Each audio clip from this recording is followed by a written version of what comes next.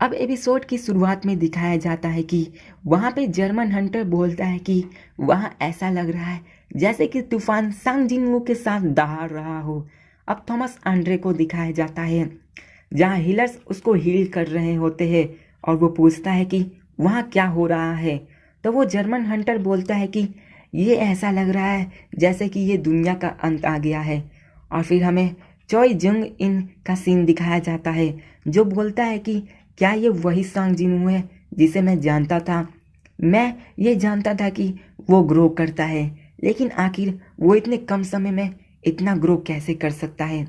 अब हमें बैटल का सीन दिखाया जाता है जहां जिनू के शैडो सोल्जर उन सब पे अटैक करने लगते हैं और अब बीरू भी प्लेग मोनार्क के हाथ को काटकर खुद को आज़ाद कर लेता है। और ये देखकर उस प्लेग मोनार्क को बहुत ही गुस्सा आता है।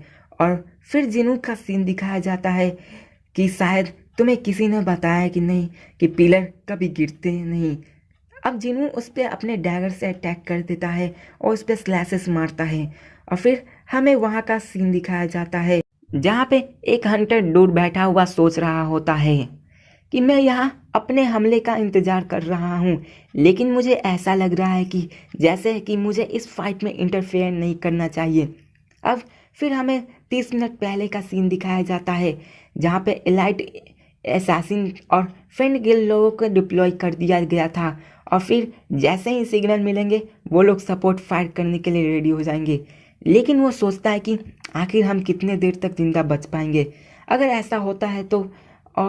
और अगर यह अटैक फेल भी हो जाता है तो हम सब मारे जाएंगे, लेकिन हम फिर भी मारे जाएंगे अगर ये अटैक सक्सेस भी हो जाएगा। यहाँ तक कि थॉमस आंड्रे भी उस मॉन्स्टर का मुकाबला नहीं कर सका और उसे रोक नहीं सका, तो हम क्या चीज़ हैं। और फिर तभी उसके कंधे पे कोई हाथ रखता है और कहती है कि देखो। और फिर वो पूरी तरह डर जाता है और अपने शॉट को निकाल के पीछे मुड़ के बोलता है कि आखिर कौन है वहाँ। लेकिन वहाँ पे देखने पे पता चलता है कि वहाँ पे कोई नहीं है। अब चोई जोंग इन का सीन दिखाया जाता है कि जो कहता है कि जितने भी हंटर्स आए थे वो भी इस फाइट में नहीं जा सकते क्योंकि ये फाइट इन सब के बस की बात नहीं है। हम सिर्फ उसके रुकने का ही इंतजार कर सकते हैं और ऐसा लगता है कि ये बैटल ज़्यादा देर तक नहीं चलने वाला है। और फिर हमें फाइट का सीन दिखाया जाता है जहाँ जिनू अभी भी सबसे फाइट कर रहा होता है 1 वर्सेस 3। ये तो पबजी का सीन हो गया। अब फिर जिनू पे वो पॉइजन छोड़ देती है प्लेग मोनार्क, लेकिन जिनू बोलता है कि पॉइजन का मुझ पर कोई असर नहीं होने वाला होता है। और फिर सिस्टम का सीन दिखाया जाता है जो कि बोलता है poison curing in 3 second 1 2 and 3 and poison cured. अब ये देखकर उस प्लेग मोनार्क को बहुत ही गुस्सा आ जाता है और वो सीधा जिनू पे हमला करने चली जाती है और वो कहती है कि आज मैं तुम्हारे टुकड़े टुकड़े कर दूंगी। अब फिर जिनू प्लेग मोनार्क को अपनी मल्टीप्लेशन स्किल को यूज करके उस पर वार करता है, जिसके कारण बहुत सारे स्लैसेस जाके उसको लगते हैं और उसको जाके टुकड़े टुकड़े कर देते हैं। और अब मरने से पहले वो बोलती है कि आखिर क्या इसी को मौत बोलते हैं। अब सिस्टम में नोटिफिकेशन आता है कि तुमने मोनार्क ऑफ प्लेग को मारा है और इसी के साथ जिनू को 3 बार लेवल अप किया जाता है। अब ये देखकर फ्रॉट मोनार्क को भी गुस्सा आ जाता है और वो कहता है कि ये आखिर कैसे पॉसिबल है। मुझे पता है कि इसने अभी शैडो मोनार्क की बॉडी पूरी पावर पोजेस नहीं की है और शैडो मोनार्क ने भी इसके बॉडी पे पूरी तरह से कंट्रोल नहीं पाया है। आखिर ये कैसे एक मोनार्क को मार सकता है।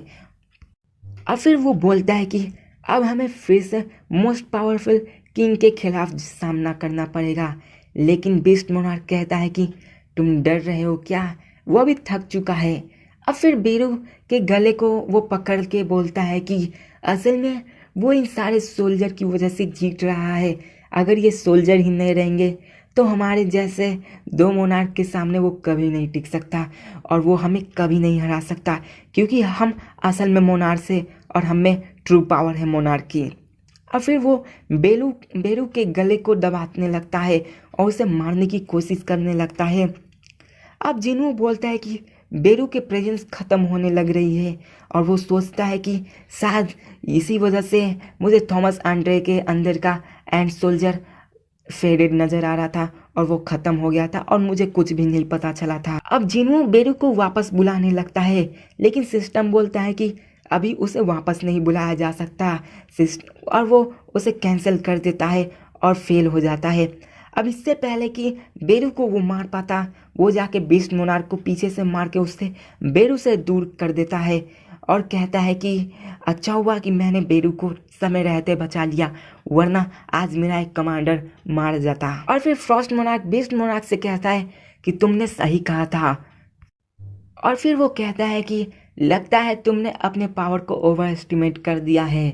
चाहे तुम्हारे पास कितनी भी माना पॉइंट क्यों ना हो, एक बार इन्हें ख़त्म कर दिया गया तो तुम नहीं बच पाओगे और ये तुम्हारे माना पॉइंट बार बार इस्तेमाल हो रहे हैं। और वो कहता है कि तुम्हारे सोल्जर मरते हैं और फिर से ज़िंदा हो जाते हैं, तुम्हें क्या लगता है वो तुम्हारे माना पॉइंट्स को कंज्यूम कर रहे हैं और तुम्हें थका रहे हैं और तुम्हें कमज़ोर बना रहे हैं। वो एक पैरासाइट की तरह है जो तुम्हारे माना को सिर्फ कंज्यूम कर रहे हैं। और अब फिर वो जिनवू से बोलता है कि अब बताओ अब तुम क्या करोगे।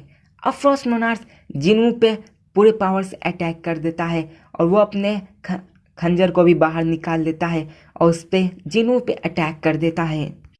अब इस अटैक के कारण जिनवू के कंधे पे थोड़ा सा कट लग जाता है और वो थोड़ा सा जख्मी हो जाता है और फिर वो जिनवू पे अटैक करने लगता है और उन दोनों में बहुत ही भयंकर फाइट होने लगती है।